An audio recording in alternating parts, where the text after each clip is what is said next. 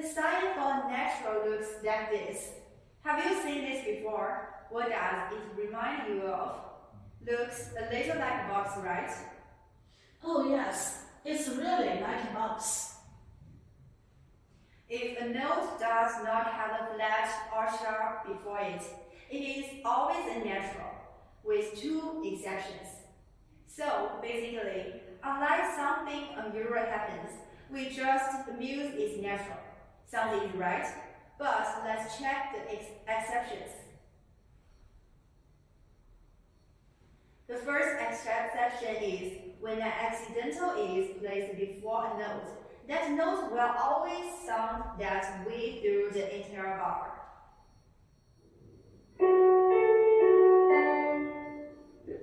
Can you tell me if I put a sharp in front of a G at the beginning of a bar, what happens to the next G in that bar? I think the next one will also be a sharp G. Once the bar line appears, the note will return to a natural, unless the accidental sharp of that is added again.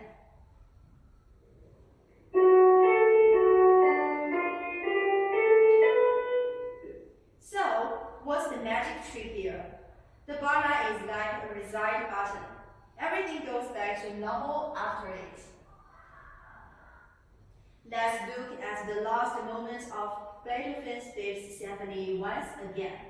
Notice the F sharp in the second bar of this excerpt, and then after the bar line, the sharp needs to be added again.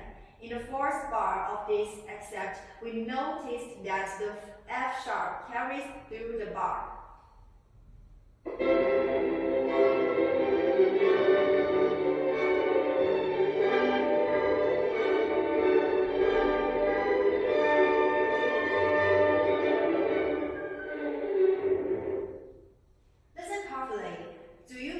How the sharp keeps going onto the bar line? That's the rule in action. The second exception is what is called a key signature. A key signature is a sharp or a flat or multiple sharps or multiple flats that's placed at the beginning of the line of music, between the clef and the time signature, and then at the beginning of the line of music following. So instead of writing sharps and flats again and again, composers are lazy. Well, not lazy, smart. They just set the rule at the start of the music. For example, let's add one sharp to the key signature. First a stop, then a clef. Let's use the treble clef, then a single sharp, and then the time signature. Let's use 4/4. The first sharp is always an F, and in treble clef, is placed on the top line, the fifth line. In the bass clef, the first sharp is placed on the fourth line. The result is that anytime an F is placed anywhere in this place, the F will be altered to an F sharp. Let's play 4 Fs, 2 in the bass clef.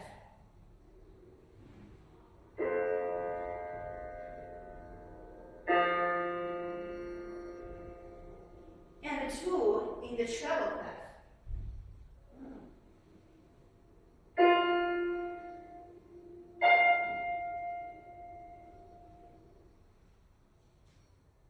Now we add a sharp sign to the beginning of the song, and all of the Fs now become F sharps.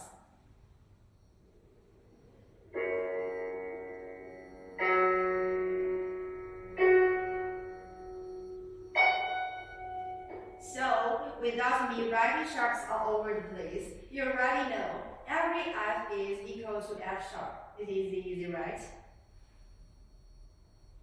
Let's look at one flat in the key signature. The first flat is always a B. In treble clef, it's on the third line.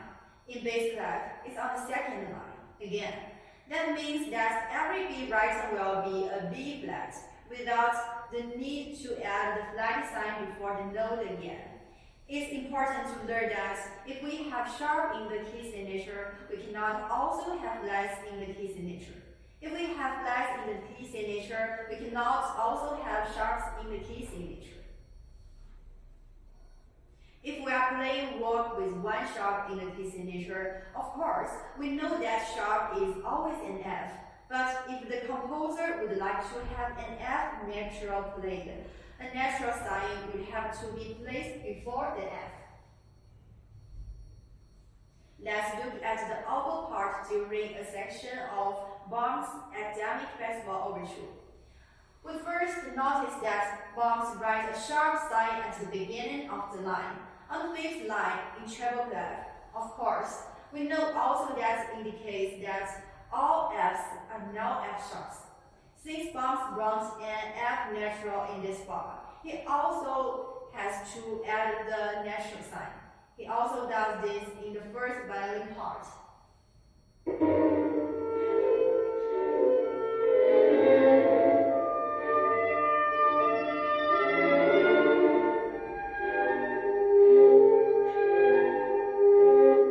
Do you see how Bach changed the rule here?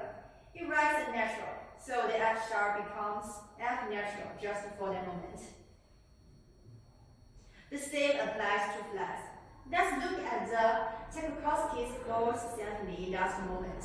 Notice that the first flat is always a B, and in treble clef, it comes on the third line. In the melody played by the flute, Tchaikovsky wants a B natural rather than a B flat, so he must put a natural sign in front of the B.